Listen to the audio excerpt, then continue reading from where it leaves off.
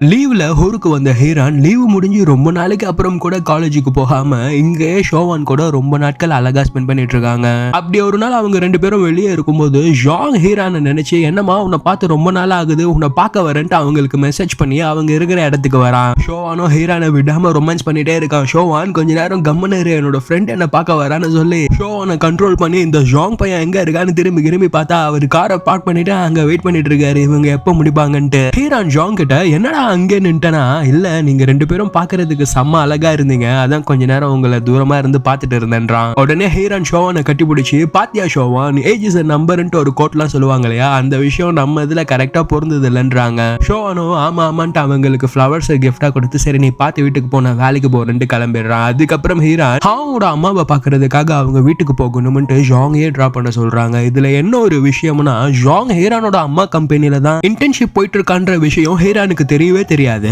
அப்புறம் கட் பண்ணா பூவோட ஹாவும் வீட்டுக்கு வர ஹீரானை பாக்குற ஹாவும் ஹே என்னடி பூவெல்லாம் வச்சுட்டு வர, யார் உங்க கொடுத்தான்றான். ஹீரானோ என்னோட ஆள் கொடுத்தான், இப்ப யார் கொடுத்தா உனக்கு என்ன, ஒரு தடவை சொன்னா உனக்கு புரியாதான்னு திட்டுற மாதிரி பேசினா ஹாவோட மூஞ்சே மாறிடுச்சு. உடனே ஹீரான் எதுக்கு காலங்கத்தாலேயே இவனை ஹர்ட் பண்ணுன்றதுக்கு ஹே இன்னைக்கு உன்னோட ஆன்டிக்கு பிறந்த நாள்ரா அவங்களுக்காக வாங்கிட்டு வந்துன்னு சொல்லி சமாளிச்சிடுறாங்க.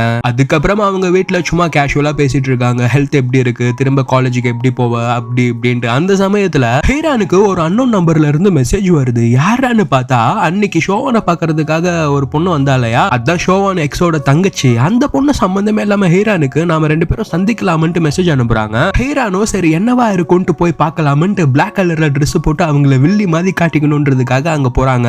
ஏன் அப்படி காட்டிக்கணும்னு நினைக்கிறாங்கன்னு பார்த்தா சின்னதா ஒரு பொசசிவ்னஸ் தான், எங்க இந்த பொண்ணு ஷோவானை வளைச்சு போட்டுருவாளோன்றதுக்காக. சரி ஓகே என்ன விஷயம்ட்டு அங்க ஸ்பாட்டுக்கு வந்து அந்த பொண்ணு கிட்ட கேட்டா அந்த பொண்ணும் ஷோவானோட வாழ்க்கையில என்னோட அக்காவை தவிர்த்து வேற எந்த பொண்ணுக்கும் இடமே இருக்காதுன்னு நினைச்சேன், ஆனா இவ்வளவு வருஷங்கள் கழிச்சு ஒரு பொண்ணு அதான் நீ அவனோட வாழ்க்கையில இருப்பேன்றதை என்னால நினைச்சு கூட பார்க்க முடியல, என்னால என்னோட அக்கா இருந்த இடத்துல வேற யாரையும் வச்சு பார்க்க முடியலன்றாங்க. அதையெல்லாம் கேட்கிற ஹீரானோ ஏமா ஒருத்தவங்க கடைசி வரைக்கும் கஷ்டப்பட்டு இருக்கணும்ன்றதுதான் உன்னோட ஆசையா, இந்த சேராத காதல்லாம் ஏதாச்சும் படத்துல பாக்குறதுக்கோ இல்ல புக்குல படிக்கிறதுக்கோ வேணா நல்லா இருக்கும், ரியல் லைஃப்ல எல்லாம் அது நல்லாவே இருக்காதுன்றாங்க. சரி வேற ஏதோ முக்கியமான விஷயம் சொல்லணும்னு அதான் நான் எதுன்னு கேட்டா இல்ல நான் கொஞ்சம் பினான்சியலா மாட்டிக்கிட்டேன், என்னோட ஹஸ்பண்ட் உன்னை கட்டி வச்சவன் கிட்டயே போய் காசு வாங்கிட்டு வான்ட்டு ஷோவான் கிட்டயே அனுப்பிச்சிட்டான், எங்க ஷோவான் கிட்டயும் நான் காசு கேட்கற நிலைமையிலயும் இல்ல, அதான் எனக்கு என்ன பண்றதுன்னே தெரியல. சரி ஓகே நீ பயப்படாத, நீ சொன்ன மாதிரி நான் உன்னோட வாழ்க்கையில தடையா இருக்க மாட்டேன்ட்டு சொல்லிட்டு கிளம்பிடுறாங்க.